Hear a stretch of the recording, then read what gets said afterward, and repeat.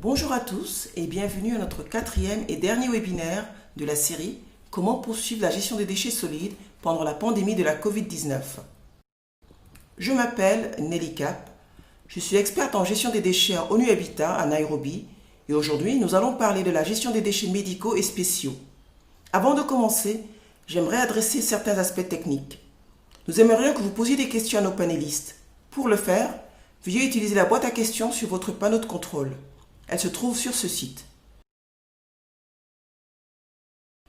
Si vous voulez juste dire bonjour ou si vous voulez faire des commentaires, veuillez utiliser la boîte à discussion. Donc, la boîte à questions pour les questions et veuillez également dire à qui vous adressez la question. Et sinon, utilisez tout simplement la boîte à discussion. C'est plus facile pour tout le monde. Merci. Et bien sûr, ce webinaire sera enregistré et nous le mettrons en ligne ainsi que les diapositives sur le site web New York Campus où vous êtes également inscrit pour ce webinaire. L'agenda d'aujourd'hui est comme suit. Ma collègue Adriana de l'Institut de Wuppertal fera un bref résumé du dernier webinaire si l'un d'entre vous l'a manqué.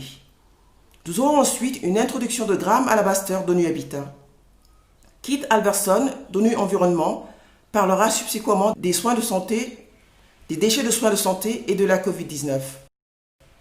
Puis, nous entendrons Swati, elle aussi d'ONU Habitat, qui nous entretiendra sur les défis et les meilleures pratiques par rapport à la gestion des déchets de la Covid-19 dans les pays en développement. Et comme toujours, nous allons certainement conclure avec les expériences d'une municipalité. Aujourd'hui, nous avons le Dr Samuel Zemenfest-Kodos avec nous depuis Addis Abeba.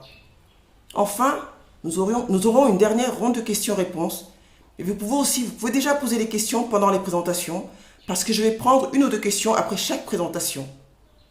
Je tiens à annoncer, ceux qui ont regardé notre série ont vu que lors du tout premier webinaire, Antonis Mavropoulos, le président de l'ISWA, a fait référence à une orientation stratégique qu'ONU Habitat est en train d'élaborer.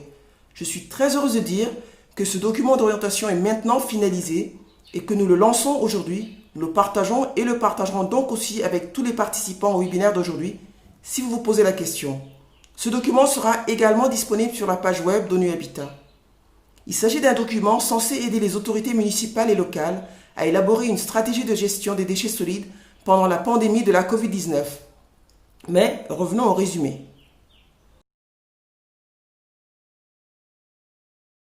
Bonjour et bienvenue pour ma part au quatrième webinaire conjointement organisé par ONU Habitat et l'Institut de Wuppertal dans le cadre de l'Open Pathways Project. Je vais brièvement récapituler le troisième webinaire. Vous pouvez également trouver la vidéo, les présentations et le résumé écrit de chaque webinaire sur le site web New York Campus sur lequel vous vous êtes inscrit aujourd'hui. Le troisième webinaire de la série s'est concentré sur la sécurité des travailleurs pendant la crise de la Covid-19. Le premier orateur était Carlos Carrion Crespo de l'Organisation internationale du travail. Il a souligné le rôle fondamental des travailleurs du secteur des déchets pendant la pandémie et aussi de la Convention de l'OIT comme gardienne des droits des deux groupes de travailleurs, les travailleurs informels et les travailleurs formels. Il a mentionné que certaines mesures avaient été prises par les gouvernements pendant la pandémie, mais surtout pour le secteur formel, et donc des initiatives visant à adresser les revendications des travailleurs informels font toujours défaut. Il a évoqué 3 piliers d'action: reconnaître, formaliser et organiser des mécanismes afin de donner une voix aux revendications de ces travailleurs. Et lors de la deuxième présentation, nous avons eu 4 intervenants qui ont donné des aperçus de différentes villes et différents pays sur la façon dont les travailleurs du secteur des déchets peuvent se protéger et devraient être protégés. Samuel Lecoeur de l'association Améliore a décrit la situation à Paris où, en raison du confinement, les activités des ramasseurs de déchets et des ferrailleurs sont paralysées. Il a également souligné l'urgence de formaliser le travail des ramasseurs de déchets. Taylor Castalbot de Portland a mentionné la situation actuelle en ce qui concerne la responsabilité élargie des producteurs, en expliquant comment la ville soutient les ramasseurs de déchets après que l'État de l'Oregon ait déclaré le service comme essentiel. Le troisième intervenant, Federico Parra, a décrit la situation à Bogota, en soulignant que bien que la Colombie ait réussi à protéger les droits des ramasseurs de déchets dans certains domaines, les travailleurs n'ont pas le soutien de l'État concernant des éléments de base comme la fourniture d'équipements de protection individuelle. Carolina Palacio a ensuite brièvement décrit la situation en Argentine, où les municipalités ne reconnaissent pas les ramasseurs de déchets comme travailleurs essentiels, bien qu'il existe un décret national qui le fait. Il y a eu une revendication pour un plan national de recyclage inclusif qui comprend un système de responsabilité élargie des producteurs pour faire face à la crise. Et cette solution serait également applicable pour le scénario post-pandémie. Le dernier présentateur, Fernando Granizo, du secrétariat de l'environnement de Quito, a détaillé leur gouvernance en matière de gestion des déchets dans la ville, la collaboration avec les travailleurs formels et informels et comment ces derniers représentent un grand défi à Quito. Il a également partagé des protocoles et lignes directrices en ce qui concerne la gestion des déchets dans le contexte de la Covid-19 développée par le secrétariat. Pour conclure, Fernando a indiqué qu'il travaille actuellement sur de nouvelles lignes directrices guidant la collaboration de l'association des ramasseurs de déchets avec les municipalités et recherche aussi des alternatives pour les personnes âgées qui ramassent les déchets. Ainsi, pour résumer les messages clés que nous avons eus jusqu'à présent dans cette série de webinaires, je voudrais en ressortir quelques-uns qui sont liés au thème d'aujourd'hui. La pertinence du tri des déchets à la source, y compris des déchets liés à la Covid-19, tels que les masques des personnes qui sont sous traitement dans leur domicile, et donc l'accroissement du volume des déchets médicaux et spéciaux générés qui nécessitent une gestion adéquate, et aussi les services de gestion des déchets déclarés comme essentiels. Quels sont les prérequis et les défis à relever pour assurer cette dynamique et un cadre législatif? Je me réjouis par conséquent d'en entendre plus sur le sujet venant de nos panélistes aujourd'hui, et maintenant je repasse la parole à Nelly. Je vous remercie. Merci Adriana pour le résumé. Oui, vous avez raison, j'ai moi aussi hâte d'écouter des interventions sur le sujet d'aujourd'hui. Mais avant de commencer avec notre premier panéliste, nous voulons comme toujours en savoir un peu plus sur vous, sur toutes les personnes qui nous écoutent. Nous allons donc maintenant effectuer notre premier sondage d'aujourd'hui. Nous voulons juste savoir de quel secteur vous provenez. Êtes-vous d'une structure gouvernementale, locale, régionale, nationale, membre d'une ONG, d'un organisme privé, d'une entreprise, université ou autre? Veuillez voter, il vous suffit d'un clic. Alors n'hésitez pas à le voter. C'est valable pour tout le monde.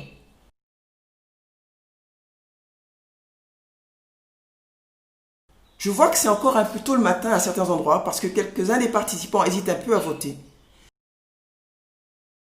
C'est juste pour nous donner une idée des personnes qui nous écoutent. Ok. Et ceux qui n'ont pas voté maintenant n'en auront plus l'occasion. Je propose donc que nous clôturions le sondage et en partagions les résultats. Comme vous le voyez, nous avons un mélange éclectique de réponses, mais la plupart des gens pensent qu'ils appartiennent à une organisation outre. Nous devons donc peut-être réfléchir sur nos catégories si vous appartenez à d'autres types d'organisations.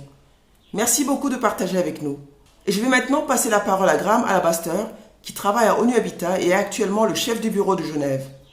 Mais il est aussi un expert en matière d'assainissement et de déchets. Et c'est en quelque sorte un sujet spécial pour lui qui lui tient réellement à cœur. Donc, s'il vous plaît Graham, nous nous réjouissons d'entendre votre mot d'introduction. Merci beaucoup Nelly, bonjour à tous. Merci de vous joindre à nous pour ce webinaire très intéressant. Je veux dire que je pense que je presse au converti quand je dis que la gestion des déchets est l'un des services de base essentiels qui est souvent oublié. Nous entendons parler de la gestion des déchets, mais vous savez, ce domaine joue toujours en quelque sorte les seconds rôles par rapport à l'eau et l'assainissement. Mais je veux dire, je pense particulièrement que la Covid-19 a fait en sorte que les gens prennent conscience maintenant plus que jamais de l'importance de comprendre la gestion des déchets solides et sa relation avec l'eau et l'assainissement, ainsi qu'avec les autres aspects environnementaux qui peuvent conduire à la transmission des maladies. Donc, en termes de gestion des déchets solides, nous en savons beaucoup sur la façon dont elle est censée fonctionner. Nous savons que dans de nombreuses villes, les déchets sont gérés par le secteur formel et dans le secteur informel, les rôles et les responsabilités des groupes communautaires et les ONG et autres services à petite échelle. Ce sont des entités qui fournissent ces services. Mais concentrons-nous un peu plus sur la crise de la Covid-19 maintenant. Oui, la Covid est actuellement le problème, mais nous savons tous qu'une mauvaise gestion des déchets solides de base mène à toute une série d'autres maladies. En plus de causer des blocages dans les systèmes de drainage et d'engendrer des maladies d'origine hydrique, Elle est aussi directement liée à des maladies à transmission vectorielle comme la dengue et d'autres types de maladies. Comment comprendre la gestion des déchets solides et le rôle qu'elle joue non seulement maintenant, mais dans le long terme est donc très important. Pour parler des déchets médicaux, beaucoup d'entre vous savent que la production de déchets médicaux au niveau de la ville et sa gestion sont problématiques et constituent pour beaucoup des processus assez coûteux. Et nous constatons que beaucoup de flux de déchets médicaux et de déchets dangereux se retrouvent dans les déchets solides municipaux et atterrissent dans les décharges ou autres installations d'élimination où ils peuvent non seulement créer des risques énormes, mais aussi engendrer des dommages environnementaux de longue durée. Donc, pour les déchets liés aux soins médicaux et en particulier dans cette crise de la Covid, nous avons constaté une augmentation considérable des volumes de déchets médicaux. Nous devons comprendre que cette interaction complexe qui existe entre les autorités locales, les prestataires de services et les acteurs communautaires et petites entreprises qui sont impliqués dans le processus de recyclage. De nombreux composants des déchets liés à la Covid sont recyclables et nous verrons ou voyons déjà que les ramasseurs de déchets du secteur informel les trient déjà sans risque. Et donc, je veux dire que c'est vraiment ce dont il s'agit dans la réunion d'aujourd'hui. Ce webinaire vise à comprendre les questions spécifiques liées aux déchets médicaux dans le cadre général de la gestion des déchets solides dans les villes, à comprendre que cela nécessite une approche à court terme pour faire face à la crise actuelle, mais c'est aussi une excellente opportunité de mettre en place à plus long terme des méthodes plus durables de gestion des déchets solides et médicaux dans ce domaine.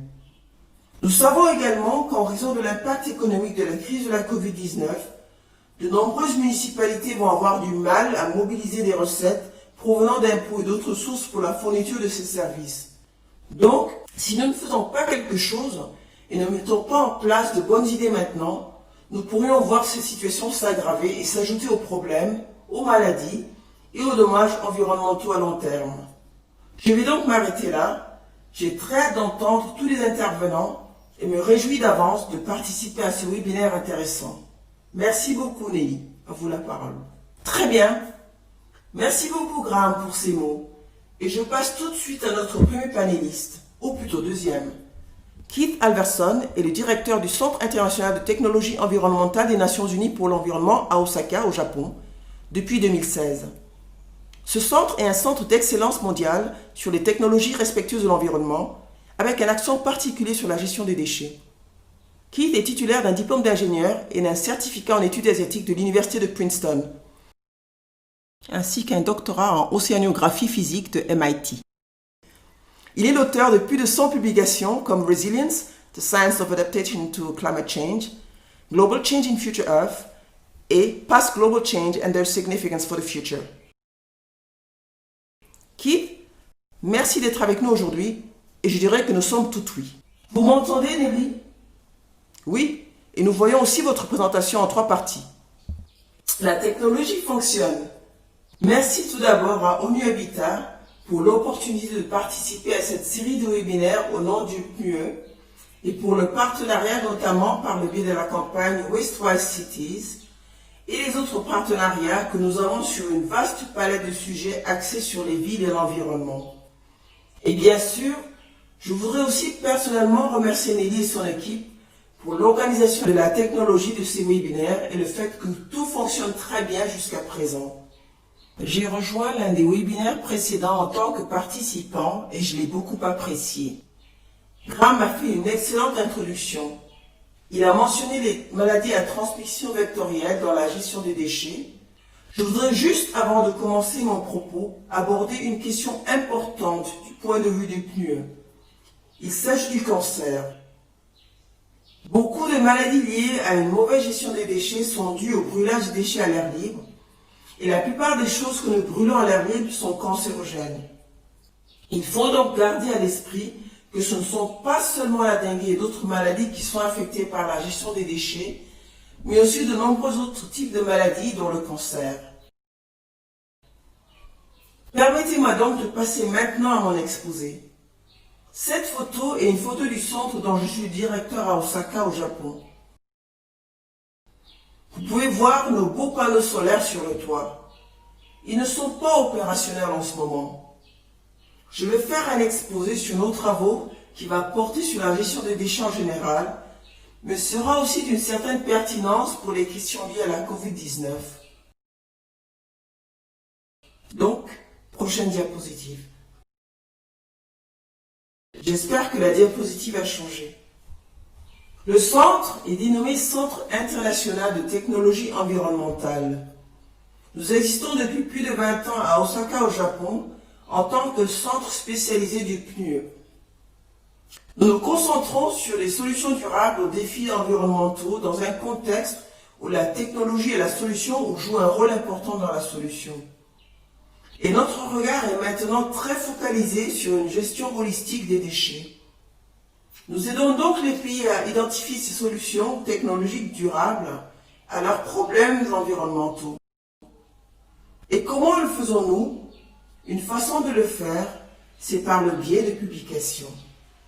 Je vous montre ici une série de publications qui ont été toutes publiées au cours des 4 dernières années à peu près. Certaines d'entre elles sont des perspectives que nous avons, nos perspectives mondiales en matière de gestion des déchets, ainsi qu'un certain nombre de perspectives régionales axées sur des défis spécifiques, par exemple pour l'Afrique ou pour les petits États insulaires en développement. Nous publions également des rapports thématiques.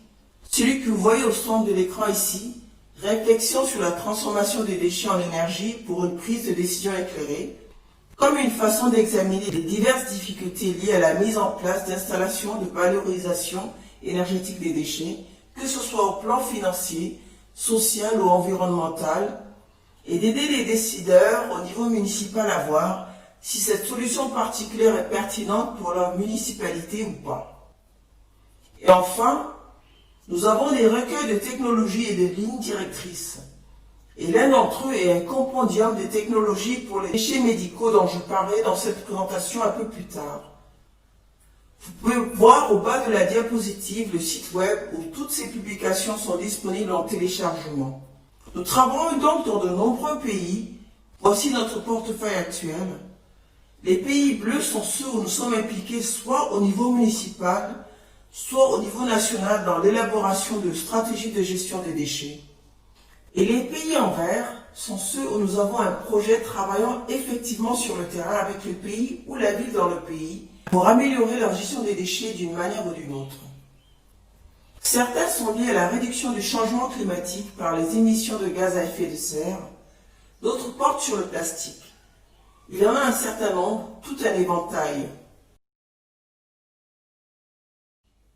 Voici les 2 publications dont je vais m'inspirer, qui constituent la base du travail effectué par notre centre avant la crise de la COVID-19. La première publication est un recueil de technologies de traitement et d'élimination des déchets de soins de santé. Celui-ci applique une évaluation durable des technologies, de la méthodologie, afin d'aider les décideurs à développer un plan pour le type de technologie d'élimination des déchets médicaux qui est le mieux adapté à leurs besoins. La seconde publication consiste en des directives de gestion des déchets en cas de catastrophe que nous avons produites également en 2013 en fait, qui se concentrent sur les déchets associés aux catastrophes en général.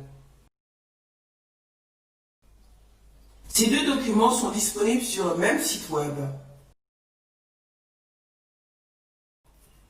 Donc, ma première diapositive du rapport sur les soins de santé indique le nombre total des installations et le pourcentage des déchets de soins de santé générés par ces différents types d'installations. Vous pouvez voir sur la gauche en rouge que ce sont les hôpitaux en général qui génèrent la majeure partie du volume des déchets de soins de santé. En même temps, ils ne représentent qu'une faible proportion de la totalité des sources. Vous vous trouvez donc dans une situation où il y a de multiples sources de déchets médicaux sur l'ensemble du spectre produisant de petites quantités de déchets, et puis les hôpitaux qui sont relativement peu nombreux mais produisent de grandes quantités de déchets. Donc, la difficulté n'est pas unique à l'un ou à l'autre en particulier. Voici le premier sondage que je voulais effectuer. Je veux juste que vous, par rapport aux déchets médicaux que je viens de montrer, peut-être le public pourrait-il nous dire ce qu'il pense être la composante principale de ces déchets. Sont-ce les matériaux biologiques et organiques, le papier, les tissus, le carton, les produits de cette nature? Est-ce le plastique? Ou alors, est-ce que vous pensez que nous n'avons pas vraiment assez de données pour identifier une catégorie en particulier? Ou peut-être que ce sont tous les matériaux ci-dessus ou l'un des éléments susmentionnés? Ou encore, c'est un mélange local de déchets qui va décider de cela? Alors, allez-y, votez. Je vais confier aux organisateurs la tâche de fermer le sondage lorsqu'ils estimeront qu'un nombre suffisant de personnes ont voté.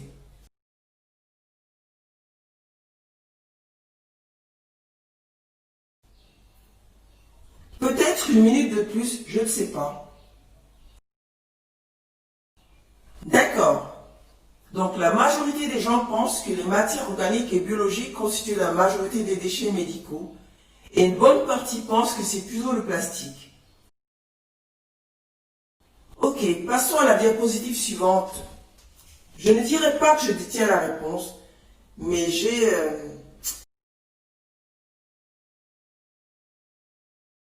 ma souris a disparu. Ah, j'ai utilisé la touche flèche et ça a fonctionné. Donc, cette image provient de la même publication. La partie supérieure vous montre les composants des déchets médicaux provenant de différentes sources. Pharmacie, radiologie, soins aux patients, etc. Et le bas vous montre la même chose pour une petite structure de soins de santé, pas un grand hôpital. Pour ceux qui ont voté organique, ce n'est pas du tout le cas. Ce n'est même pas visible sur le diagramme circulaire. Une très petite composante. Pour ceux qui ont voté plastique, c'est très souvent le cas. Le rouge dans ce diagramme représente le plastique. Donc, dans de nombreux cas, certainement dans la clinique familiale privée, dans les petits établissements de soins, plus de 3/4 des déchets médicaux comprennent du plastique. Et comme je l'ai mentionné au tout début, le brûlage à l'air libre du plastique est une procédure extrêmement cancérogène.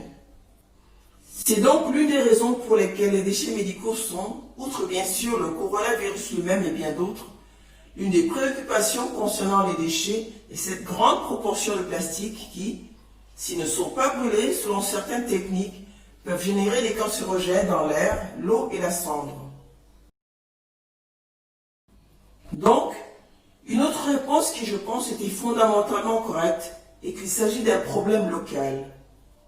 Les flux médicaux de pays comme par exemple d'un hôpital de New York par rapport à un hôpital en zone rurale en Éthiopie, nous entendrons parler d'Addis Abeba plus tard, sont très différents.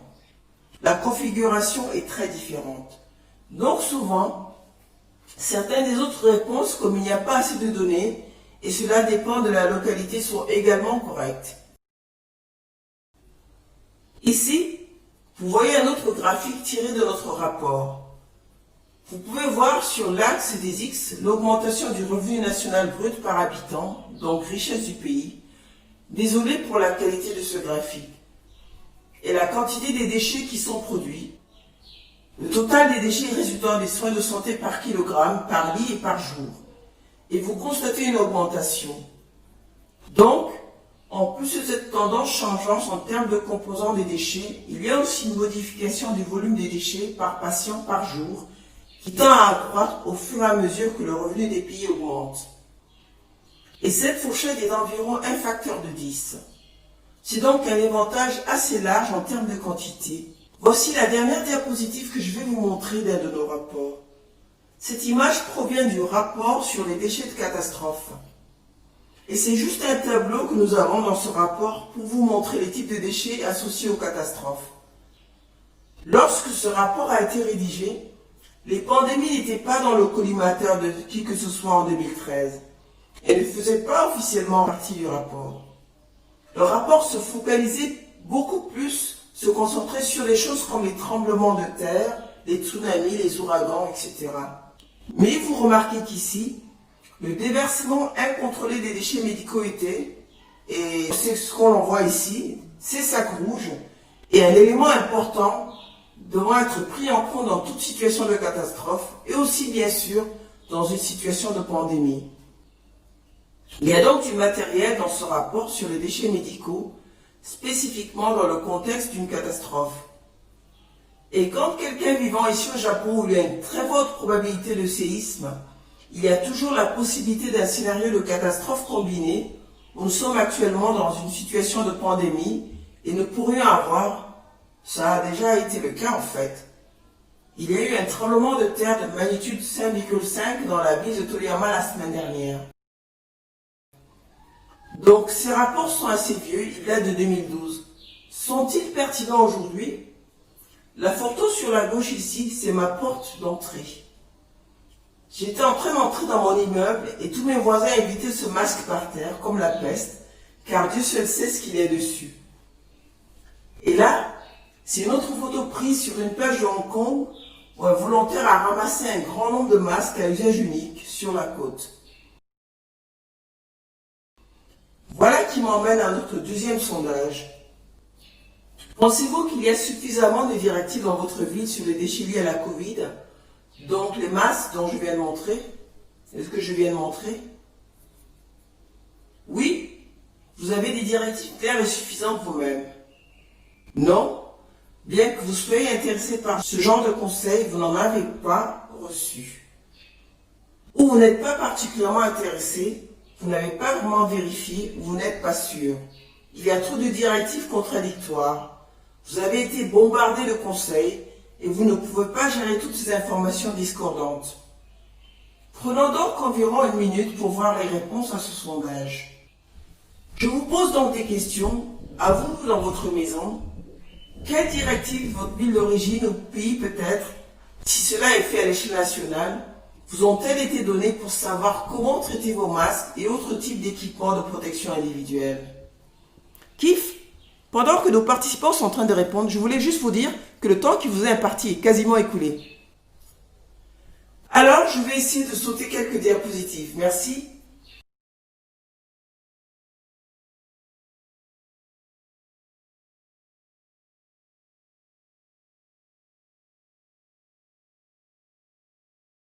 Ok, donc, c'est une réponse très révélatrice. Les 3/4 des personnes qui nous écoutent n'ont pas reçu de telles orientations. Donc, dans ce webinaire, les orientations d'ONU Habitat s'adressent aux gestionnaires des municipalités. Mais il y a bien évidemment une connexion entre les gestionnaires des villes et le grand public qui n'est pas suffisamment entretenue dans ce sondage. Je vais devoir accélérer parce qu'on m'a dit que je suis trop lent. Alors, la chaîne d'approvisionnement de l'ONU, j'ai obtenu ce document de l'Organisation mondiale de la santé concernant la fourniture de masques au pays. Il ne comprend aucune information en ce qui concerne l'élimination. C'est un document très détaillé sur la manière d'évaluer la demande, de coordonner les achats, de distribuer les masques, mais pas un seul mot dans cette documentation relative au système de la chaîne d'approvisionnement de l'Organisation mondiale de la santé sur l'élimination ultérieure des masques. C'est révélateur. Et ça reflète le pourcentage de 75% que nous venons de voir. Je pense aussi que les gens ne l'ont certes pas dit dans le sondage, mais j'ai l'impression qu'il y a une pléthore, un trop plein d'informations. Je vais vous montrer ici à l'écran ce webinaire que vous écoutez, mais aussi des conseils de l'ISWA qui, je pense, ont été montrés dans le premier webinaire, les conseils du PNUE au travers de leur Climate and Clean Air Coalition, l'Organisation mondiale de la santé. Il y a tellement de conseils que je trouve qu'il est parfois difficile de décider quoi faire de tout cela. Et il y a des choses contradictoires. Dernier sondage. J'aimerais demander si vous pensez que la quantité de déchets solides municipaux, je ne parle pas ici des déchets liés à la Covid-19, mais uniquement des déchets solides municipaux généraux que vous jetez, que les restaurants, les gens en ville jettent. Cette quantité augmente-t-elle avec plus d'emballage, plus de déchets alimentaires, de masques ou autres? Ou diminue-t-elle plutôt parce que de nombreux établissements sont fermés en raison du confinement et donc ils ne produisent pas beaucoup de déchets? Donc les déchets diminuent. Cette quantité reste-t-elle à peu près dans la fourchette de variabilité? Nous ne disposons pas de suffisamment de données pour tirer une conclusion où toutes ces choses pourraient être possibles et c'est vraiment une question de contexte local. Alors, allez-y, saisissez vos réponses à ce sondage. N'oubliez pas que la question porte sur les déchets solides et non spécifiquement sur les déchets liés aux soins de santé. Ok, peut-être encore quelques secondes de plus. D'accord, alors, Presque la plupart des gens sont d'avis que la quantité augmente. Et le deuxième groupe, le plus important, certes avec un faible pourcentage, pense que ça dépend de la localité. Très intéressant. Maintenant, permettez-moi de vous montrer quelques réponses à cette question. Wuhan, ceci est tiré du deuxième webinaire de cette série. Alors, ceux d'entre vous qui l'ont regardé et ont écouté la présentation de Wuhan savent qu'ils ont déclaré que leur collecte des déchets solides municipaux avait diminué d'environ un facteur de 12 000 à 6 800 tonnes par jour. Donc une diminution spectaculaire, vraisemblablement associée à la fermeture de nombreuses entreprises et donc pas de génération de déchets. C'est un chiffre intéressant que j'ai tiré de la présentation de Wuhan lors de ce webinaire. Toute une autre image, le Japon où je vis. Je viens de suivre les nouvelles et je vous montre le Mainichi ainsi que mon propre reportage de la télévision ici. Globalement, dans la plupart des villes au Japon, la quantité de déchets solides municipaux était plus élevée, entre 5 et 15%. Donc un scénario complètement différent de celui de la Chine. Le message à retenir ici est que la meilleure réponse est probablement locale et données insuffisantes. La manière dont les pays ou les villes définissent leurs déchets solides municipaux est déjà certainement importante. Je suis vraiment désolé, mais je vais passer cette diapositive pour des raisons de temps. Si vous voyez les titres et vous voulez en parler plus tard, posez-moi une question. Vous avez là un rapport d'Interpol. Je ne vais pas en parler non plus, mais juste dire qu'en plus du secteur informel, il y a également beaucoup de crimes associés aux déchets, y compris aux déchets liés à la Covid-19 dans de nombreux pays. Les principes de base du PNUE, que je ne lirai pas tous parce que je vais passer mon temps, mais il faut essentiellement évaluer. Les villes devraient évaluer leurs pratiques existantes, leurs capacités existantes et repérer tout ce qui est éventuellement sous-utilisé. Elles devraient évaluer les volumes générés par la Covid-19 et de combien ils sont supérieurs à la base et s'assurer que les politiques et la législation soient en place. Ne pas essayer de mettre en place de nouvelles technologies immédiatement lors de la première vague d'urgence des déchets liés à la Covid-19. Utiliser les installations existantes. Nous avons vu dans la présentation de Vienne, il y a 2 jours, qu'ils utilisent les incinérateurs municipaux existants de haute qualité pour les déchets liés à la Covid-19. Ceci dit, beaucoup de villes n'ont pas suffisamment d'installations existantes. Et là, notre rapport, le recueil des technologies peut être très utile sur une période de plusieurs mois.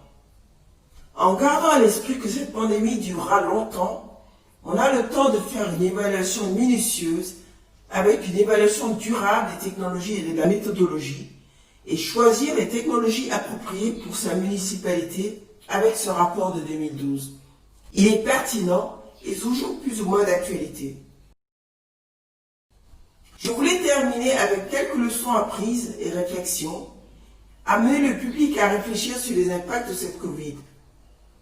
L'un d'eux est qu'il y a eu un recul substantiel en termes de progrès enregistrés concernant les matières plastiques, les plastiques à usage unique.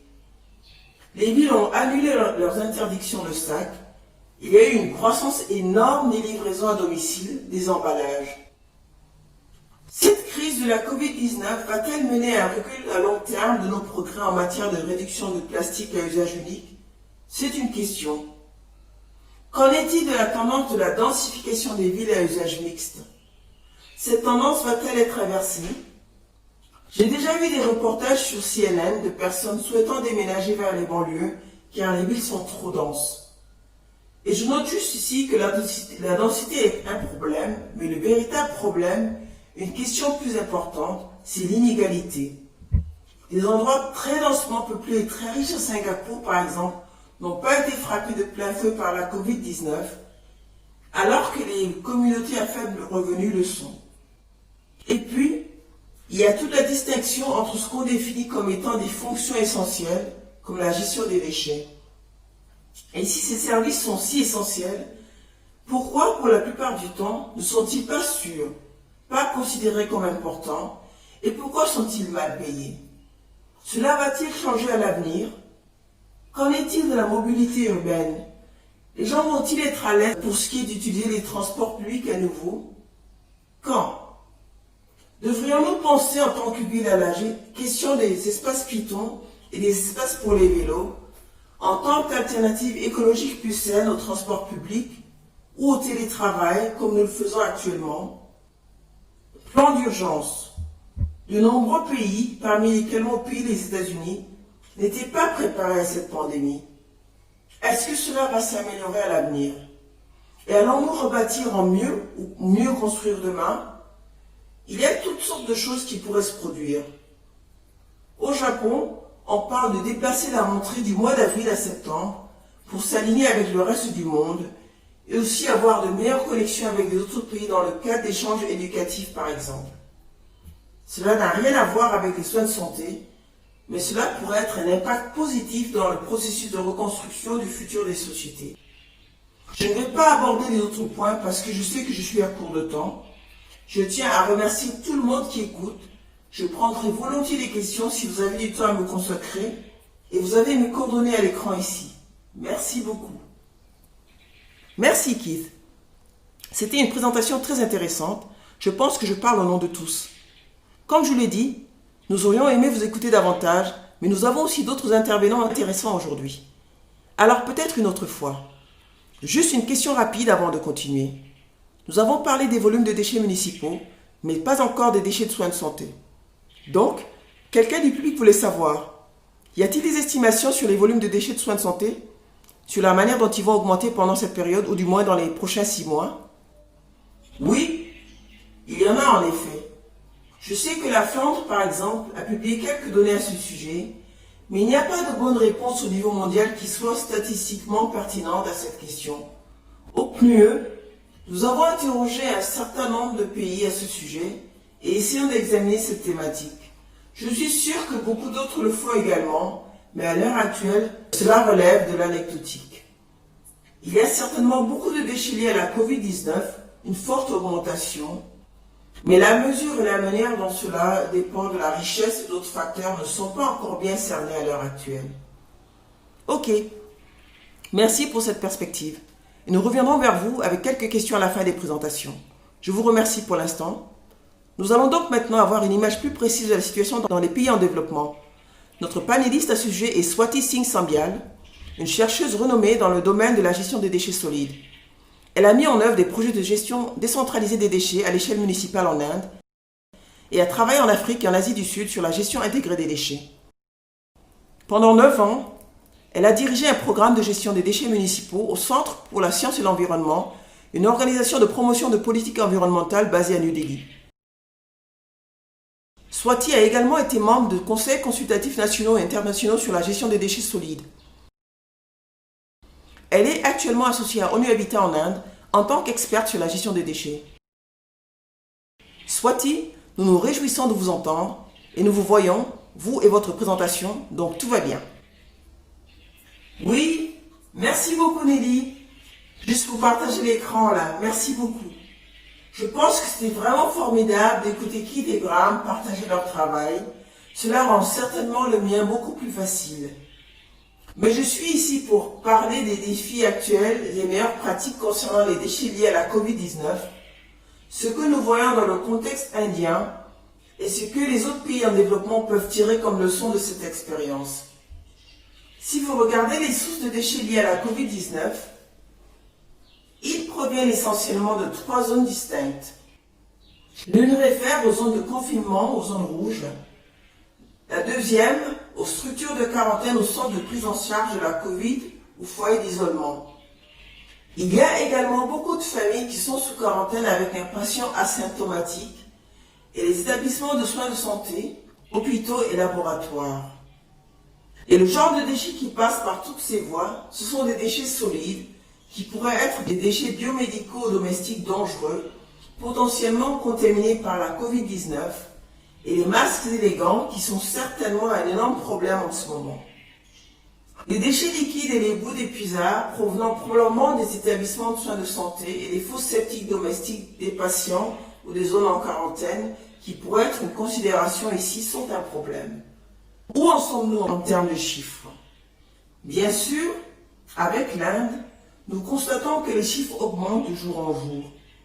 Il s'agit ici des chiffres de ce matin, et nous avons déjà quasiment franchi la barre des 50 000 aujourd'hui, avec environ 35 000 cas actifs. Et dans un tel scénario où les chiffres grimpent de jour en jour et de nombreux États et zones entrent dans la catégorie rouge, ce qui est une situation alarmante, la collecte, le traitement, le transport et la gestion sur des déchets biomédicaux et des déchets liés à la COVID-19 deviennent plus qu'impératifs. Si vous regardez la chronologie en Inde, le Central Pollution Control Board, qui est l'agence de surveillance et de réglementation, et sur cette base donne des orientations auxquelles les différents États doivent se conformer à travers leurs agences, qui à leur tour doivent veiller au respect des règles. Le CPCB a publié 4 lignes directrices et des révisions de ces lignes directrices en l'espace d'environ 2 mois. La première est venue le 18 mars, puis le 25 mars, il y a eu une révision et quelques révisions supplémentaires. Nous disposons actuellement du document révisé qui donne essentiellement des indications sur la façon dont les déchets de la COVID-19 provenant des établissements de soins de santé et des ménages doivent être gérés. Mais il y a beaucoup de défis à relever dont je vais parler. Voici les différentes parties prenantes qui sont responsables de la gestion des déchets, surtout dans la situation de la COVID-19. Les établissements de soins de santé sont bien sûr de première importance. Les structures de prélèvement d'échantillons, les laboratoires, les maisons et camps de quarantaine, les établissements de soins à domicile, les installations de traitement des déchets biomédicaux, et enfin les instances locales, telles que les agences de surveillance et de réglementation de la pollution des États et des municipalités. Maintenant, si vous regardez la manipulation des déchets biomédicaux et les différents flux de déchets, si l'on parle d'abord de déchets biomédicaux, ces déchets doivent être traités comme des déchets domestiques dangereux, tels que définis dans notre réglementation. Quant aux directives en termes de gestion des déchets biomédicaux, les déchets provenant des camps de quarantaine et liés à la COVID-19 doivent être éliminés en les plaçant dans des sacs spéciaux de couleur jaune et les précautions doivent être prises. Donc, voici les différents flux de déchets potentiellement infectés, ainsi que leurs sources respectives et la façon dont ils doivent être éliminés. Nous avons diverses technologies, de l'incinération à l'enfouissement profond à la pyrolyse de plasma. Dans certaines zones où les déchets contaminés sont recyclables, nous envisageons l'autoclavage, le micro-ondes, l'hydropavage et les autres options qui sont énumérées ici. Concernant le traitement, il y a quelques défis. L'un d'entre eux consiste en ce que, bien sûr, les hôpitaux et les établissements de soins de santé ont un protocole qu'ils sont tenus de respecter quand il est assez efficace dans le pays. Mais le problème qui se présente dans le paradigme indien, et je pense que c'est le cas dans le contexte de tous les pays en développement, c'est celui de la manière dont il convient de gérer les déchets générés par les ménages ou compte quarantaine, parce que quelque chose d'aussi fondamental que la séparation des déchets est un problème énorme dans le pays. Et dans ce scénario, comment veiller à ce que vos masques, vos gants, vos cotons-tiges ou tout autre de déchets biomédicaux qui proviennent de la maison aillent vers un canal autorisé? En effet, bien que les lignes directrices indiquent que les municipalités doivent veiller à ce que les déchets soient acheminés vers une structure de traitement de déchets biomédicaux ou incinérés, cette chaîne est quelque part interrompue et c'est un défi énorme. Un autre problème est celui de l'élimination des masques et des gants que tout le monde utilise actuellement. Comment les éliminer en toute sécurité? Je voudrais également souligner que l'Inde et beaucoup de pays en développement font face au problème d'une forte population active dans le secteur informel. Ces personnes sont inscrites auprès des municipalités et travaillent sur le terrain dans la collecte des déchets ménagers, parfois sans équipement de protection individuelle. Alors, comment adresser cela? Et bien sûr, vous avez ici les diverses méthodes et normes récentes concernant le traitement des déchets liquides, parce que bien entendu, le traitement des boues et effluents provenant des hôpitaux est également devenu un énorme problème.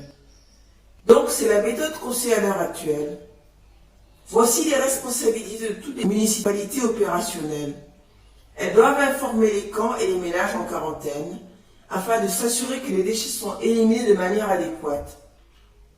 Je voudrais souligner que ce volet est vraiment lacunaire parce que, comme Keith l'a également mentionné précédemment, il y a un problème de déficit de connaissances. En effet, bien que ces directives existent, elles sont conçues pour les praticiens ou les parties prenantes qui travaillent dans ce domaine, notamment les municipalités, les organismes consultatifs de lutte contre la pollution ou les hôpitaux. Par conséquent, un profane n'est probablement pas conscient que telle ou telle directive a été émise, ni de ce qu'il ou qu'elle devrait faire. Donc, quelque chose d'aussi élémentaire que cela représente un énorme défi. Et bien sûr, ce sont les lignes directrices qui sont énumérées pour les municipalités. Je pense que je ne vais pas le réitérer. Pour en venir à notre situation en tant que pays par rapport aux déchets biomédicaux, au statut des déchets biomédicaux, encore une fois, c'est un énorme défi. Le défi numéro 1 réside dans l'absence de chiffres. Vous savez, nous n'avons pas vraiment de chiffres sur la quantité de déchets biomédicaux produits dans chaque État. La plupart des temps, les chiffres sont sous-déclarés ou les inventaires ne sont pas effectués. Je pense donc que par rapport à la question de savoir si ces chiffres sont en hausse en réponse à la pandémie ou plutôt en baisse, je pense que nous n'avons pas d'inventaire précis. Nous avons à peu près tant de lits d'établissements de soins de santé et 517 tonnes par jour de déchets biomédicaux qui sont générés.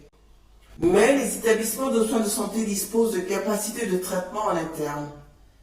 Nous avons également des installations de traitement biomédical qui peuvent traiter environ 501 tonnes par jour. Mais une fois encore, la question est de savoir si cela suffit. Parce que, comme je le sais de par mon expérience sur le terrain, il y a beaucoup de quartiers qui ne sont pas desservis. Il y a beaucoup d'endroits où les établissements de soins de santé ne sont pas connectés à une installation de traitement, de sorte que ces déchets puissent être éliminés correctement. En outre, dans de nombreux endroits, il y a un problème de lieu de stockage intermittent pour ces déchets pendant la période où ils ne sont pas collectés, ce qui, à l'heure actuelle, peut entraîner un risque important de contamination des travailleurs qui manipulent directement ces déchets. Et quelques autres défis qui entrent en ligne droite avec ce que Keith a dit, la disponibilité des travailleurs et du personnel de collecte pour l'élimination des déchets est un problème. Il y a une énorme quantité de déchets généraux mélangés avec des déchets infectés par la Covid-19 dans les centres de quarantaine et les pavillons d'isolement, ce qui représente une difficulté encore plus importante. Et la collecte des déchets provenant de la quarantaine de personnes à domicile dont j'ai parlé plus tôt. Et puis, quelques questions. La première, est-ce possible pour les autorités locales de collecter les déchets dans toute la ville pendant cette pandémie et de fournir un service d'assainissement efficace? Est-ce vraiment possible en temps réel?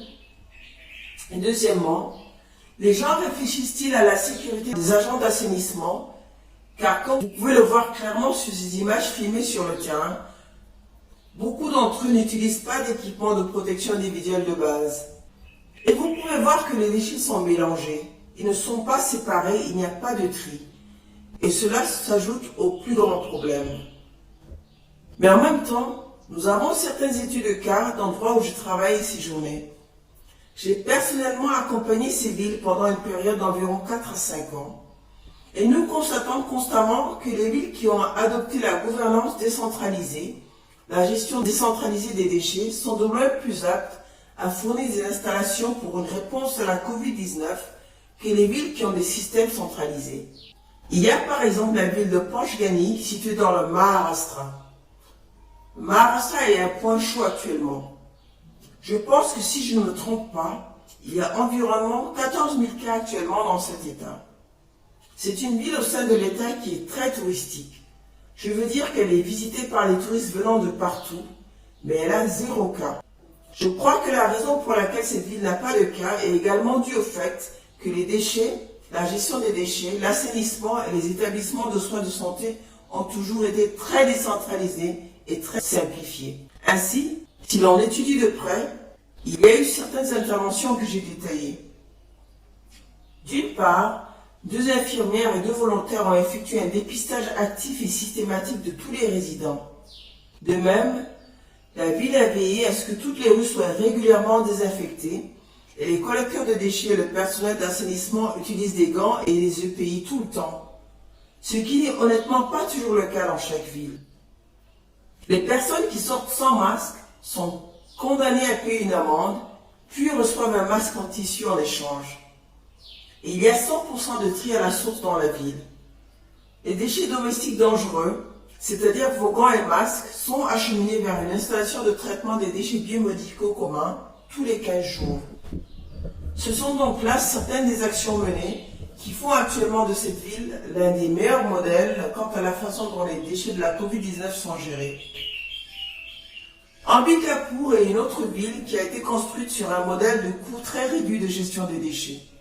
Ce qui signifie que cette ville est gérée par 447 membres de groupes d'entraide qui sont toutes des femmes. La municipalité s'est assurée que toutes ces femmes changent leurs masques, gants et équipements de protection individuelle environ 5 fois par jour. Leurs équipements sont désinfectés. Elles n'avaient pas ce genre de revenus ni d'argent. Elles ont par conséquent adopté l'innovation et vous savez, elles ont suivi les directives de l'OMS pour préparer un désinfectant pour les mains et les gants qui ont même été distribués et vendus à un coût nominal aux résidents de la ville et ont également été utilisés en interne. Tous leurs centres décentralisés, 18 centres, sont désinfectés en permanence et il n'y a pas de cas de Covid-19 dans la ville. Donc, encore une fois ici, de très bons standards en termes de gestion de l'hygiène et de l'assainissement, des moyens sains et innovants d'utiliser des méthodes peu coûteuses pour s'assurer que les gens ne sont pas directement infectés ont vraiment aidé la ville. L'État de Kerala, dans le sud du pays, a toujours été aux avant-postes de la gouvernance décentralisée au cours des dernières décennies. Et quand la pandémie s'est déclenchée, Kerala a été le premier à signaler les cas. Mais au fil du temps, il a adopté certaines mesures qui ont réellement aidé ces villes à améliorer leur réponse à la Covid-19 et donc leur gestion des déchets biomédicaux. Donc, voici le plan d'endiguement dans son intégralité. Il comprend des tests sur place dans les installations, dans l'état de Kerala, et demande aux médecins et aux ambulanciers retraités de revenir offrir leurs services. Il y avait un numéro d'assistance téléphonique, différentes équipes médicales d'urgence décentralisées, formées au niveau des circonscriptions de chaque ville et même dans les zones rurales pour en quelque sorte examiner toute propagation de l'infection et contamination. Et l'intégration des diverses équipes est quelque chose qui ressort clairement dans les villes et l'État où les services de santé, les groupes d'entraide locaux, les autorités locales, les services locaux des ministères et municipalités ont en quelque sorte convergé pour travailler sur les réponses. À mon avis, beaucoup de villes pourraient s'inspirer de ce que Kerala a réalisé, et encore une fois à un niveau de coût très moindre. Et je pense que l'idée constante était de rechercher des systèmes abordables et efficaces et des changements en termes de gestion des déchets, qu'ils soient biomédicaux ou qu'il s'agisse de déchets solides. Et grâce à la décentralisation sur le terrain, ce qui a aidé le Kerala, c'est que, concernant la gestion des déchets ou la collecte auprès des ménages, environ 60% des personnes vivant dans les grandes villes du Kerala pratiquent le tri des déchets à la source. Ils donnent des déchets déjà triés, donc cela a vraiment aidé les municipalités à ne pas vraiment avoir à affronter le casse-tête de la collecte de tous les déchets, qui constitue généralement un problème dans toutes les villes.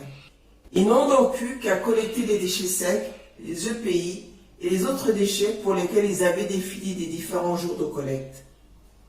Ils ont désigné des jours spécifiques dans la semaine pour collecter différents types de déchets secs, ce qui a sûrement aidé l'État.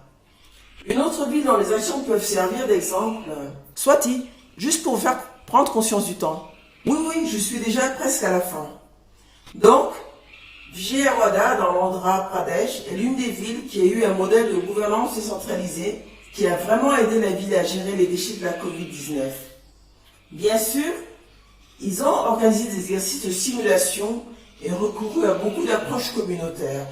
Ils ont en quelque sorte séparé les hôpitaux en plusieurs points chauds également, ce qui est rare, où les cas bénins et suspectés seraient acheminés vers certaines installations et les cas confirmés seraient orientés vers des établissements différents. Donc, ils ont vraiment travaillé sur un modèle décentralisé de prise en charge des patients suspectés d'être atteints de la Covid-19 dans les hôpitaux. Bien sûr, il y a eu bon nombre de formations de travailleurs sur le terrain. La collecte et le transport des déchets liés à la Covid-19 se sont faits de manière très efficace dans la ville.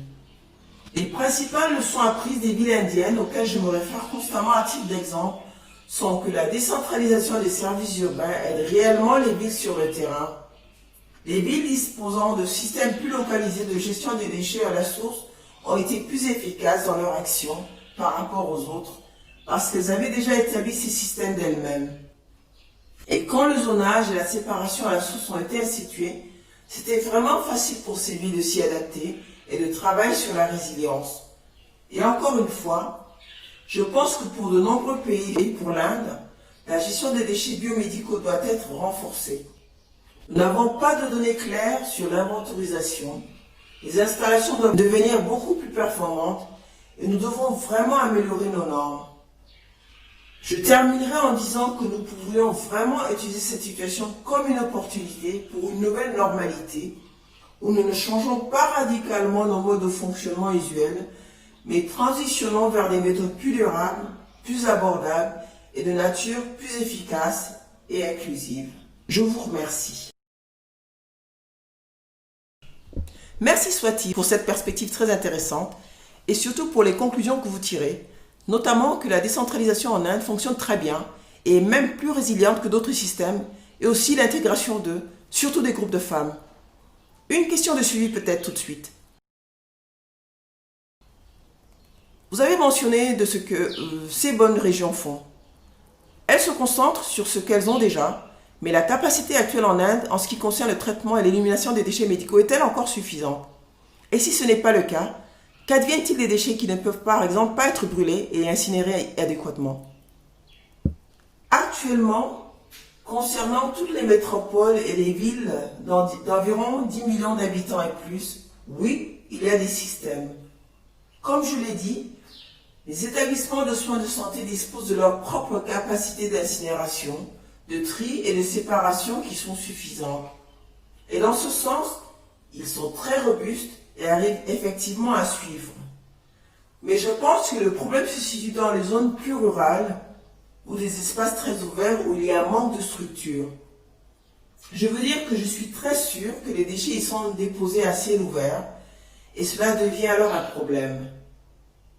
Parce que nous avons vu dans quelques États où probablement il y avait très peu de cas de Covid, il y a eu une flambée soudaine de cas qui pourrait aussi être imputée à une mauvaise gestion des déchets hospitaliers et cela pourrait être un épicentre de la pandémie, ce qui est un énorme défi. Donc, je pense que c'est très différencié. Il y a des zones dans lesquelles le système est très robuste, mais il y a aussi des régions et des zones où il est très fragilisé. Et cela pourrait vraiment engendrer de gros problèmes dans la situation actuelle. D'accord, merci. Nous allons rapidement passer à l'intervenant suivant qui vient également, qui nous emmène maintenant en Afrique, en Éthiopie plus précisément. Il s'appelle Dr Samuel Zemenfeskodos et est le directeur adjoint du bureau de santé de la ville d'Addis Abeba, la division des services de santé. Il est responsable du volet numérique du Centre d'opération d'urgence de la santé publique pour la Covid-19. Il a préalablement travaillé comme expert pour le renforcement et l'amélioration de la qualité des systèmes de santé au ministère fédéral éthiopien de la Santé. Il est docteur en médecine. Et peut-être à titre d'introduction à cette présentation, je pense que c'est très intéressant d'entendre cette étude de cas d'Addis Abeba, surtout après avoir entendu l'exemple de l'Inde. Je me réjouis de votre présentation et aussi d'apprendre quels sont peut-être certains des problèmes que vous rencontrez sur le terrain. Ok. Nous ne voyons pas votre exposé en mode présentation pour l'instant.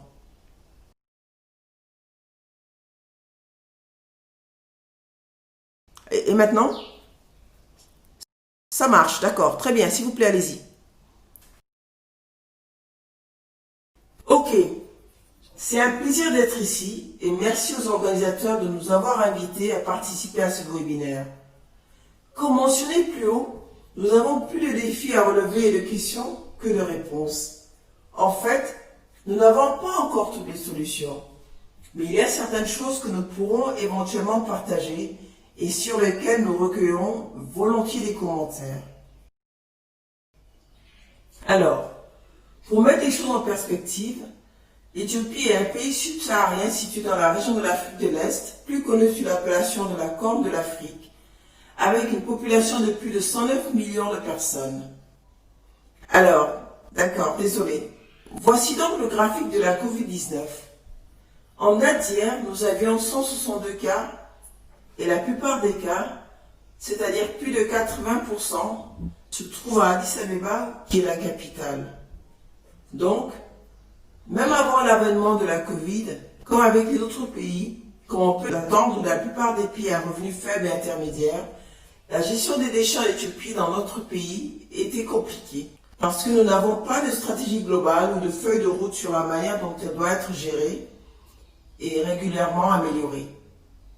Il existe quelques lignes directrices et protocoles ici et là, mais leur implémentation est lacunaire et il n'y a pas eu suffisamment d'investissement pour améliorer l'infrastructure et les systèmes. Donc, voici un extrait de l'une des directives locales aux services hospitaliers, la directive sur la transformation dans les services hospitaliers. Les établissements de santé en Éthiopie s'appuient sur l'incinération et les décharges comme mode d'élimination des déchets solides, et c'est très risqué. Concernant les déchets solides principalement, nous essayons de pratiquer la séparation en toute sécurité et éliminons les déchets solides dans l'enceinte de l'hôpital. Des incinérateurs et des décharges sont utilisés, ils sont censés être sécurisés et tout le monde est censé le faire correctement. Les différentes procédures opérationnelles normalisées sont partagées, mais il n'y a pas assez de suivi bien sûr, car il y a des pannes fréquentes au niveau des infrastructures ainsi que des systèmes. Et en conformité à ces protocoles, certains déchets pourraient devoir être éliminés ailleurs, ce qui est potentiellement dangereux selon le site où cela doit se faire. Donc, ceci est une image pour montrer les pratiques appropriées en matière de séparation des déchets qui sont étiquetés et triés selon des couleurs différentes. Mais c'est aussi une réalité commune dans certains établissements de soins de santé et d'autres structures également, à l'époque pré-Covid. Il s'agit d'un incinérateur et comme vous pouvez le voir, les différents déchets sont dispersés à travers le site. Il y a donc du bon, mais aussi du mauvais. Les déchets liquides sont plus inquiétants en quelque sorte, car nous essayons de désinfecter ou de traiter les déchets liquides sur le site en utilisant du chlore et différents désinfectants selon les recommandations internationales fournies. Il y a cependant la question de la capacité des prestataires des soins de santé ainsi que des ressources limitées. Il n'y a quasiment pas de structures adéquates ou même d'installations de traitement des déchets du tout dans les hôpitaux ou centres de santé actuellement, avant ou pendant la période de la Covid. Ce sont des systèmes lacunaires. Les déchets sont collectés, mais ne sont pas contrôlés en termes de sécurité avant d'être éliminés, avant leur élimination finale. Ce sont là les tristes réalités concernant les déchets solides. Il n'y a pas de séparation adéquate des déchets, et ni le stockage, ni même l'élimination ne sont protégés. Il existe des zones où l'incinération et les décharges à ciel ouvert sont des pratiques courantes. Il n'y a pas réellement de suivi ni d'action à des fins d'amélioration. Comme je l'ai dit avant, il y a une limitation ou un manque d'usines de traitement des déchets. Et malheureusement, la plupart des déchets liquides des hôpitaux et des autres établissements de soins de santé atterrissent dans les eaux usées des municipalités ou, pire encore, dans les rivières à un certain moment, après qu'on ait bien sûr essayé de les traiter, mais comme je l'ai dit, il n'y a pas suffisamment de système pour les contrôler. Donc, on est essentiellement dans une logique d'élimination des déchets, non pas tellement de gestion des déchets, où on passe par la totalité du cycle pour essayer de limiter les déchets et par les différentes étapes nécessaires pour adéquatement gérer les déchets. Alors, pour en arriver à ce qui se passe maintenant, il existe différents facteurs qui expliquent les carences du système de gestion des déchets médicaux, comme j'ai mentionné plus haut. Nous avons une mauvaise base de référence en termes de système de prévention et de lutte contre les infections, IPC, et les systèmes et infrastructures de gestion des déchets des soins de santé pour commencer. Il y a une hausse substantielle de la demande en sites de quarantaine, sites de distribution, sites de traitement, et même des établissements non médicaux sont sélectionnés comme sites temporaires d'isolement et de traitement. Il y a une augmentation importante des déchets potentiellement dangereux qui proviennent tant de ces sites que des ménages et des différentes zones comme cela a déjà été mentionné. Il y a également pénurie de matériel d'IPC et de pays. Il y a aussi des barrières culturelles. Nous avons rencontré de grosses difficultés par rapport à l'élimination ou à l'enterrement des cadavres.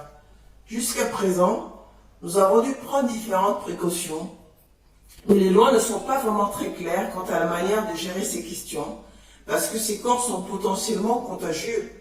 Nous sommes encore à un stade très précoce. Voici une des modélisations que nous avons produites. Il y a beaucoup de modélisations, comme tout le monde le sait, j'en suis sûr. Celle-ci montre un potentiel de centaines de milliers de cas symptomatiques ou de cas totaux dans les prochains mois. Donc, avec les chiffres que j'ai mentionnés au début de la présentation, tout cela représente des défis qui émergent. Ainsi, une chose que nous avons remarquée, c'est qu'il n'y a pas de preuves suffisantes suggérant que le virus de la COVID-19 peut être transmis par le système d'évacuation des eaux usées avec ou sans traitement, d'après d'autres autorités. Mais il est quand même nécessaire d'intervenir et de faire preuve d'autant de prudence que possible afin de s'assurer que ces déchets sont sûrs. Et comme cela a été dit à différents moments, les déchets médicaux devraient être classés dans des catégories suivantes: dangereux et pas dangereux, infectieux ou non infectieux. Mais un problème qui se pose fréquemment dans le contexte d'une épidémie, c'est que la plupart des déchets sont classifiés comme dangereux ou contagieux en raison du risque lié à la nature de l'épidémie. C'est une maladie à transmission aérogène ou diffusée par aérosol et différentes surfaces peuvent porter cet organisme. Par conséquent, il est difficile de clairement différencier les types de déchets, ce qui fait qu'il est aussi plus difficile de trouver des solutions ou des stratégies. Mais nous ne restons pas les bras croisés à attendre que les choses se passent. Il y a des tentatives de remédiation de ces problèmes, comme l'élaboration et l'adoption de protocoles pour la prévention des infections et la gestion de déchets spécifiques à la COVID-19, la fourniture de formation et de matériel IPC et EPI pour les professionnels de la santé et experts en assainissement travaillant sur les questions liées à la COVID-19. Nous essayons autant que possible de gérer les déchets sur le site via les incinérateurs, même s'ils ne sont pas aussi sûrs qu'ils devraient l'être. C'est malheureusement l'une des options que nous utilisons. Nous essayons d'identifier des décharges au cas où le besoin s'en ferait ressentir, et cela finira par se faire, parce qu'il y a beaucoup de déchets qui ne peuvent pas être brûlés ou éliminés de cette manière. Donc, nous essayons de sécuriser une zone de décharge éloignée pour éventuellement éliminer les déchets après qu'ils aient été désinfectés. Procéder à la désinfection rapide du milieu et des déchets dans les établissements où les patients ou les cas suspectés sont traités. Catégoriser les structures sanitaires en Covid et non Covid afin de rendre les choses plus claires pour gérer les déchets de manière plus rigoureuse. Bien entendu, tous les déchets provenant de ces établissements de santé doivent être gérés selon les normes. Donc, différentes approches peuvent être utilisées pour différentes structures. L'une des choses que nous essayons de faire est que, lorsque nous sélectionnons des sites de soins pour la COVID, qu'il s'agisse d'établissements de soins de santé ou d'établissements non médicaux, l'un des critères que nous considérons est celui de la fonctionnalité ou de la disponibilité des systèmes de gestion des déchets, pour ainsi dire appropriés, dans le contexte que j'ai déjà mentionné dans ces locaux. C'est l'un des éléments que nous prenons en compte pour contenir les difficultés qui s'y posent. C'est la fin de ma présentation. Je vous laisse avec les célèbres mots du serment d'Hippocrate, primum non nocere, autrement, ne pas faire de mal. Il est évident que nous faisons du mal initialement en raison de la mauvaise gestion des déchets municipaux. Nous sommes très ouverts à toute suggestion et différentes collaborations ou idées que vous pourriez offrir. Nous vous remercions infiniment. Merci Dr Samuel d'avoir évoqué la situation actuelle à Addis Abeba. Pour revenir à votre présentation et aux propos que vous avez tenus, quels autres vous avez dit, peut-être aussi pour donner... Ok, aujourd'hui, nous parlons de déchets médicaux. En général, ce n'est pas souvent un sujet pour les municipalités.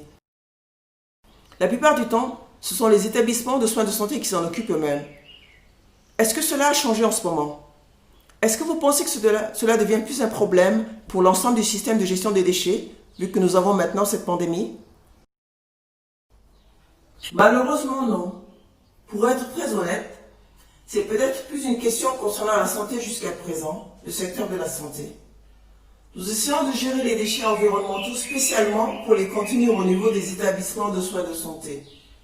Mais comme les présentateurs précédents l'ont déjà également mentionné, et quand vous posez la question de savoir si c'est un problème municipal à caractère holistique, cette approche n'a pas été considérée jusqu'à présent.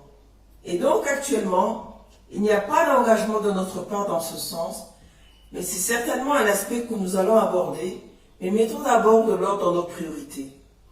Les établissements de soins de santé sont les structures où les patients sont effectivement pris en charge. Les patients confirmés et les professionnels des soins de santé y interagissent. Donc nous essayons de les gérer dans un premier temps. Ce sont, vous savez, les zones à haut rendement. Ensuite, espérons-le, ces types de problèmes se poseront également. Cela signifie également un engagement multisectoriel de différents secteurs.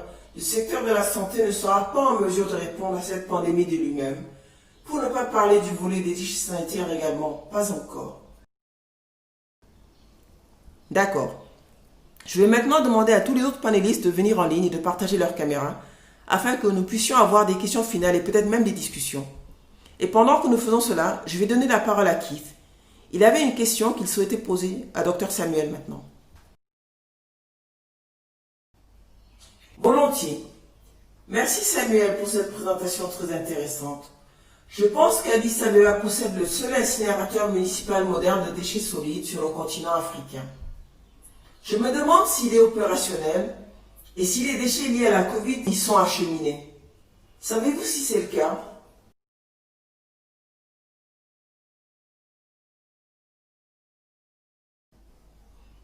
Je pense qu'il a commencé à fonctionner peut-être l'année dernière, je crois.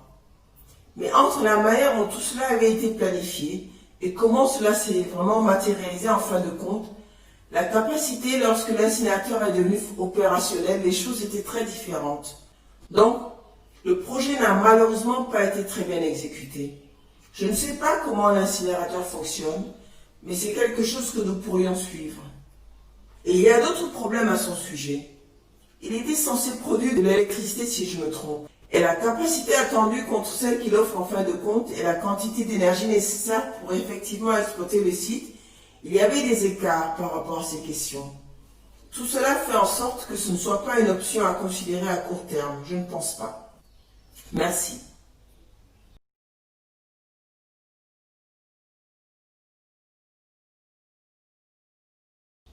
Ok. Je veux juste interpeller le public. Si vous avez des questions, veuillez les poser maintenant. Toutes les questions auxquelles nous ne répondrons pas maintenant seront néanmoins posées aux panélistes et nous espérons y obtenir la réponse après ce webinaire. Donc, n'hésitez pas à les poser. Peut-être pour commencer par quelques questions d'ordre général que nous avons reçues. Particulièrement au vu des circonstances dans lesquelles nous vivons maintenant, quelle est la manière la plus durable de garantir que les déchets biologiques dangereux sont acheminés vers les décharges? Peut-être aussi considérant le fait que beaucoup de pays n'ont pas d'autre option ou que très souvent, ils n'ont même pas de décharge pour commencer. Quels conseils donneriez-vous à ces pays, surtout en ces temps difficiles? Peut-être que vous, Graham, voudriez bien commencer?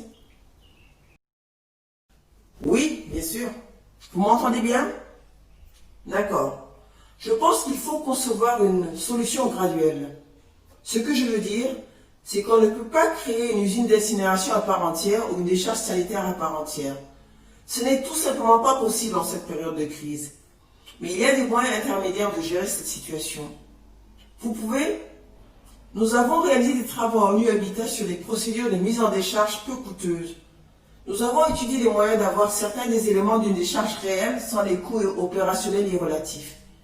Et vous pouvez utiliser les installations existantes, les équipements existants dont les municipalités disposent déjà. Je veux donc dire que je pense qu'il y a un besoin évident et très urgent de traiter cette question, et il faut signaler des pratiques de brûlage à l'air libre et de mélange de ces déchets. Donc je pense que oui, il y a des méthodes provisoires qu'on peut utiliser. Je veux dire aussi que oui, évidemment, il faut un incinérateur haute technologie et il doit être exploité correctement pour stopper la production de dioxines et d'autres substances avec des déchets, en particulier ceux qui ont une teneur élevée en plastique. Mais vous savez, il y a des solutions légèrement moins techniques que l'incinération, qui offre une certaine réduction des risques. Je pense donc que le travail graduel représente la clé. Il s'agit de corréler l'aspect collecte avec ce qui peut être fait en matière de sensibilisation des groupes et communautés locaux en matière de recyclage. Pas juste, nous ne voulons pas mettre les ramasseurs de déchets à risque en traitant les déchets médicaux, mais ils ont besoin, ils peuvent offrir leurs services pour les déchets non dangereux, ce qui bien sûr va continuer à être une grande fraction. Je pense donc que oui, c'est une question d'approche graduelle, par étapes, de ces solutions. Il est évident que ce n'est pas le moment de parler d'investissement dans la haute technologie. Il convient plutôt dans ce contexte d'établir ce lien entre les autorités locales et leurs communautés. Je vais m'arrêter là. Merci. Quelqu'un veut-il ajouter quelque chose? Non? D'accord. Permettez-moi de faire un commentaire. Je suis tout à fait d'accord avec tout ce que Graham a dit. Je voudrais juste souligner que notre recueil de technologies, un document dont j'ai parlé, s'étend sur un large éventail. Il comprend les incinérateurs, il couvre certains des dangers liés aux différents types d'incinérateurs, mais aussi les autoclaves qui sont très couramment utilisés. Il évoque certains protocoles de mise en décharge spécifiquement pour la COVID-19 que l'ISWA a mis sur son site web si vous optez pour l'option de la mise en décharge. Il y a donc une variété de technologies et je suis certainement d'accord que ces problèmes sont locaux. Vous devez évaluer ce dont vous disposez sur place et ce qui fonctionne localement dans un premier temps, plutôt que de rapidement demander une nouvelle technologie ou quelque chose qui n'a pas été maintenu par le passé. Juste pour ajouter à ce que Keith et Graham ont dit, je pense que pour beaucoup de pays en développement, où même ces installations ne sont pas présentes, pour les zones où probablement les déchets ne peuvent pas être acheminés vers une décharge ou un incinérateur, les systèmes d'enfouissement profond où vous avez une dalle en béton et vous enterrez les déchets en profondeur seraient un début. Mais encore une fois, pour ce qui est des déchets liés à la COVID-19, vous devez vous assurer de ne pas les exposer à la libre pendant 72 heures, qu'ils se libèrent de l'oxygène. Et ensuite, vous pouvez envisager l'option de l'enfouissement profond, là où il n'y a probablement pas de possibilité d'incinération ou de mise en décharge, parce que je sais qu'il y a beaucoup d'endroits où c'est un problème majeur. D'accord, merci à vous. Et Samuel, avez-vous une question que vous souhaiteriez poser au panel, aux autres panélistes, avant que je ne poursuive avec les questions du public? Ok, oui. En effet, j'ai quelque chose en tête. Ce n'est pas quelque chose de spécifique, c'est juste en général sur la réponse à la Covid, en relation bien sûr avec ce sujet. Nous, en tant que PRIF, sommes confrontés à de nombreux défis que nous essayons de surmonter, certains de longue date, certains intenses, et c'est le cas depuis un bon moment. Les systèmes de gestion des déchets sont médiocres, et nous assumons que le système va apprendre et que le gouvernement, les acteurs hors du secteur de la santé et les gouvernements nationaux seraient enclins à utiliser cette opportunité pour véritablement améliorer la santé de l'environnement et des personnes. Mais nous ne le voyons pas très souvent. Et là, il se peut que ce soit un peu irréaliste, pour ainsi dire, de s'attendre à ce que ce système, notre système, soit plus performant sous cette pression qu'il ne l'était en réalité. Franchement, nous avons les mêmes ressources limitées à notre disposition, le même taux faible de rétention, de motivation et satisfaction du personnel de la santé, ce genre de choses. Et les systèmes et l'application de la réglementation est très laxiste.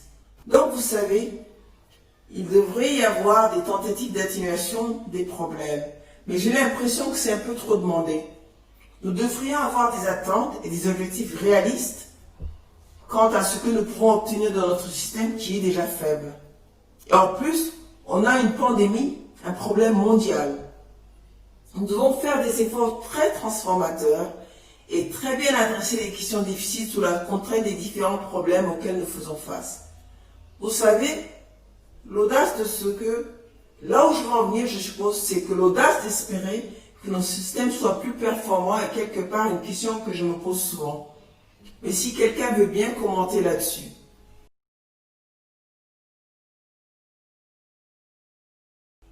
Je voudrais bien. Vous savez, je suis tout à fait d'accord.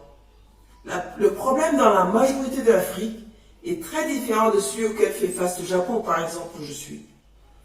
Nous avons une publication « Perspectives en matière de gestion des déchets en Afrique ». Elle comprend quelques chiffres qui corroborent ce que vous venez d'évoquer de manière anecdotique.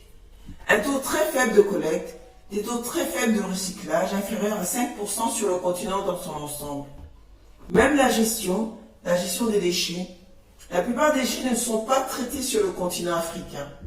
Donc oui, je suis d'accord que le problème existait déjà, mais ce document, Perspectives en matière de gestion des déchets en Afrique, définit une feuille de route pour de possibles solutions. Maîtriser la gestion des déchets, bien sûr, c'était avant la Covid-19 dans un premier temps, et puis accroître les taux de collecte et les taux de recyclage. Il y a donc quelque chose, ce que Graham a appelé les étapes progressives, qui à mon avis ne seront pas nécessairement la panacée, surtout pas dans un contexte de Covid. Mais sur le long terme, il existe des moyens d'améliorer les pratiques de gestion des déchets dans une grande partie de l'Afrique. Et ce rapport, qui n'a été publié qu'en 2018, présente quelques options. Soit-il, s'il vous plaît. J'ai travaillé à la mise en œuvre, l'établissement de modèles décentralisés en Afrique et en Tanzanie, plus précisément à Zanzibar et dans les Swatini. Et selon mon expérience personnelle, pour les pays où tout est mélangé, je veux dire dans la plupart des pays, les défis que nous rencontrons viennent de ce que les flux de déchets ne sont pas séparés. Tout est mélangé. Donc probablement à la décharge, vous trouverez également tout type de déchets et des déchets biomédicaux. Nous devons envisager une approche plus intégrée, ce qui signifie qu'il faut concevoir des installations de traitement qui intègrent la mise en décharge, le recyclage et le compostage. Il faudrait également tester des modèles de petites unités décentralisées et des outils visant à la fois à renforcer les moyens de subsistance et à générer des revenus, afin d'apporter un appui plus poussé aux municipalités et aux structures afférentes, parce que le secteur informel est une composante importante qui doit être intégrée à divers systèmes et processus relatifs à la gestion des déchets pour des pays comme les nôtres. Graham, je veux dire que je pense qu'il ne faut pas sous-estimer le rôle que peuvent jouer les communautés. Nous avons vu avec cette réponse à la Covid-19 en particulier, avec le problème du confinement, comment, oui, il est très difficile à appliquer sur le plan légal, mais vous savez, avec de bonnes campagnes, les gens ont appliqué la séparation. Ils sont restés chez eux, en particulier en Europe. Et je veux dire que cela a été la clé du succès en termes de maîtrise ou non de la maladie dans plusieurs cas. Vous savez, la même chose peut être appliquée à la gestion des déchets, et nous savons que si vous mettez des déchets contaminés ou dangereux avec des déchets municipaux, c'est votre plus grand problème. Qu'il s'agisse de déchets solides ou qu'il s'agisse d'eau usée, d'eau industrielle, les substances toxiques qui se retrouvent dans les eaux usées domestiques constituent le plus grand problème que nous devons adresser. Je veux donc vraiment dire que nous devrions peut-être saisir cette occasion pour nous concentrer sur les approches de sensibilisation, ce que nous avons fait avec la campagne Waste Wise Cities, afin de réellement promouvoir la séparation des déchets et de capitaliser sur cette énorme capacité qui existe au sein des communautés, et au sein des groupes communautaires. Et vous savez, ce sont les autorités locales qui doivent mener ces efforts, parce qu'ils devraient voir les communautés du secteur informel comme une extension de leur travail. Donc je pense qu'observer la façon dont les gens réagissent aux campagnes et l'appliquer à la collecte des déchets et au tri est un élément essentiel de la voie à suivre pour l'avenir, qui peut nous épargner beaucoup d'argent. À vous, Nelly. Ok Samuel, j'espère que vous avez eu là une perspective qui va vous aider. Nous aurons toujours l'occasion de poursuivre les discussions. Je voudrais juste reprendre une question du public qui sort un peu de ce sujet peut-être, mais qui est néanmoins intéressante. Comme Keith l'a dit au début de sa présentation, l'OMS a des lignes directrices sur l'utilisation des masques, la procédure pour acheter des masques et autres, mais rien sur leur élimination. Ainsi, une question de l'audience. Comment le panel pense-t-il que nous pouvons interpeller les fabricants de masques et autres produits de santé qui augmentent en production pendant la Covid-19 afin qu'ils considèrent la fin de vie de comment ces produits finissent? Et j'ajoute à cette question, pouvons-nous peut-être les rendre responsables maintenant de nous aider à changer, à résoudre certains des problèmes que nous avons? Qui veut répondre à cette question?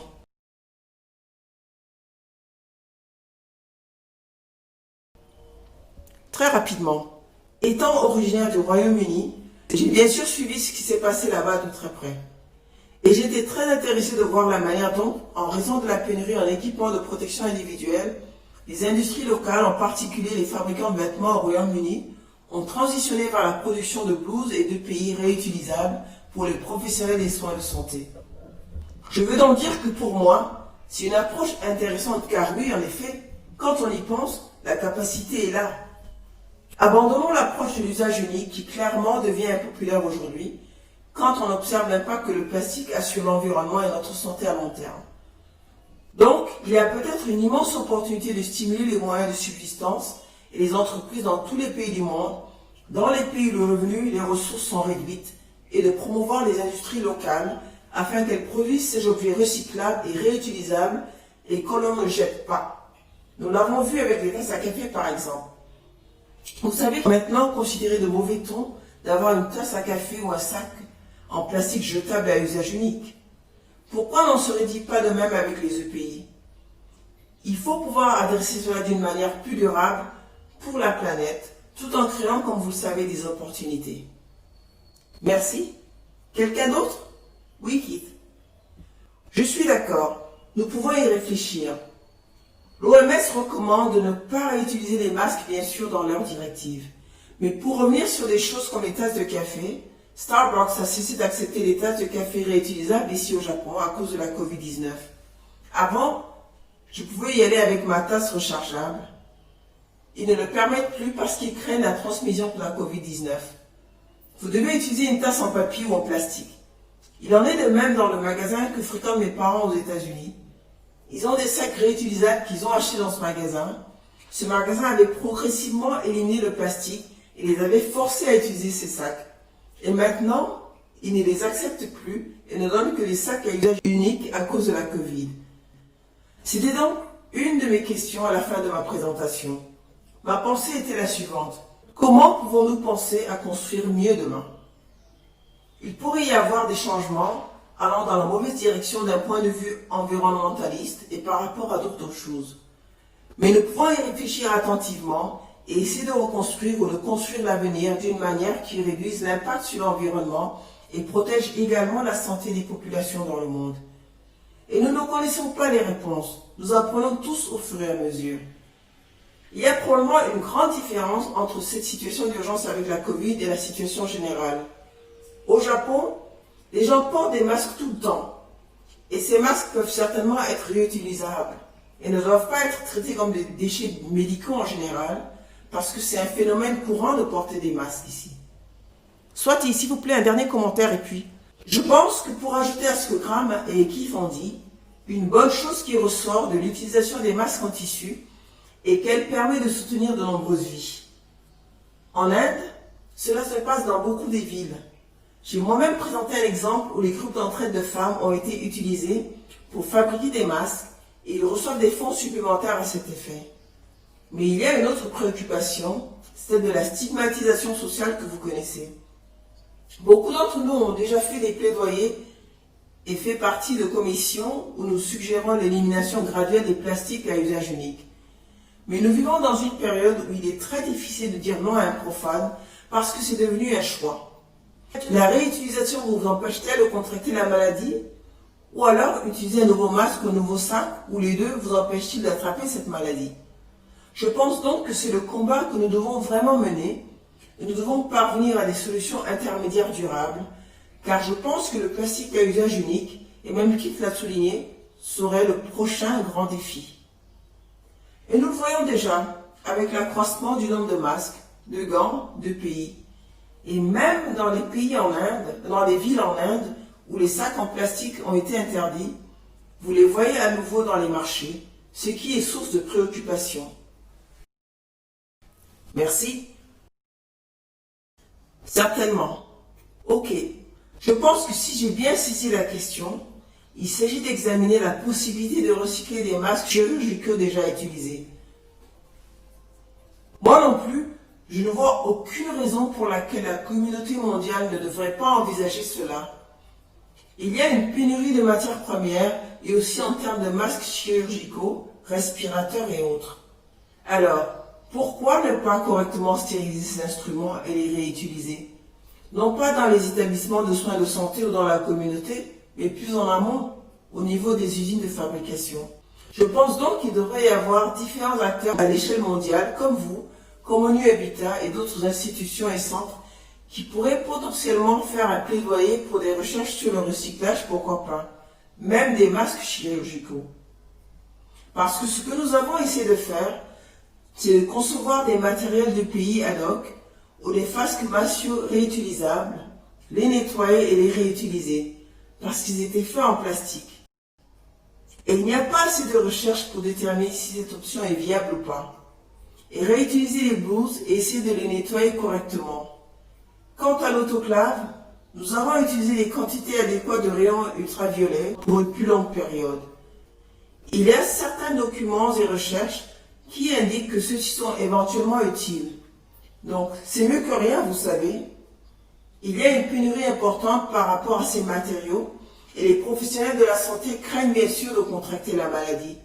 Nous devons par conséquent trouver des moyens de nous appuyer sur les ressources disponibles. Mais je ne vois pas pourquoi le dialogue ne devrait pas commencer en ce qui concerne la désinfection et le recyclage des matières premières, des matériaux à l'échelle mondiale.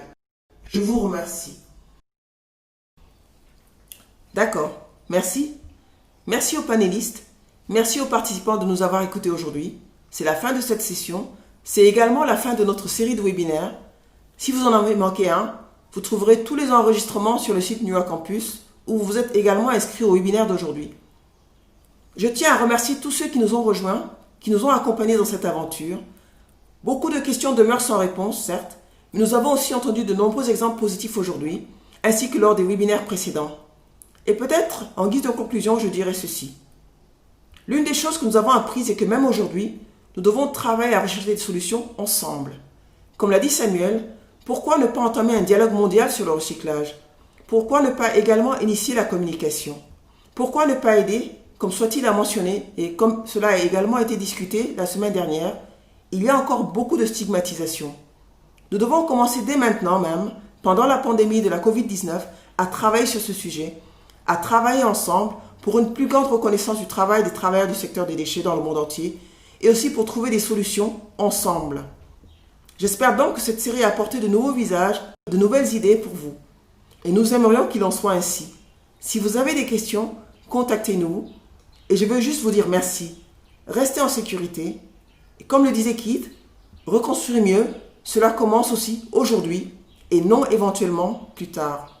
Avec chaque action que nous entreprenons maintenant, nous pouvons déjà décider de ce qui va se produire à l'avenir. Alors, merci à tous et profitez du reste de votre journée. Merci à tous. Merci tout le monde. Au revoir.